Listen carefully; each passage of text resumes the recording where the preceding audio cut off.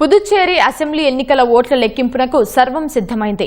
కేంద్రపాలిత ప్రాంతం వ్యాప్తంగా మొత్తం 6 కౌంటింగ్ కేంద్రాలను ఏర్పాటు చేసినట్లు పుదుచ్చేరి ప్రధాన ఎన్నికల అధికారి పి జవహర్ తెలిపారు.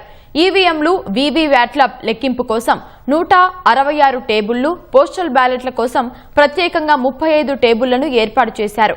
కౌంటింగ్ కేంద్రాల వద్ద కేంద్ర సాయుధ పోలీసు బలగాలు, స్థానిక పోలీసులతో 3 అంచెల భద్రతా వ్యవస్థను ఏర్పాటు చేశారు. గత నెల 9న జరిగిన ఎన్నికల్లో పుదుచ్చేరిలో 89.87% పోలింగ్ నమోదైంది.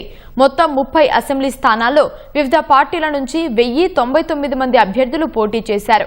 వీరి భవితవ్యం మరి కాసేపట్లో తేలనుంది. ఎన్డీఏ, కాంగ్రెస్, టీవీకే కూటమి మధ్య ప్రధాన పోటీ నెలకొంది. 2021లో జరిగిన అసెంబ్లీ ఎన్నికల్లో ఎన్డీఏ కూటమిలో ఉన్న ఎన్ఆర్ కాంగ్రెస్ 10 స్థానాల్లో, బీజేపీ 6 చోట్ల విజయం సాధించాయి. ఈసారి కూడా ఎన్డీఏ కూటమి గెలుస్తుందని మెజారిటీ ఎగ్జిట్ పోల్స్ అంచనా వేశాయి.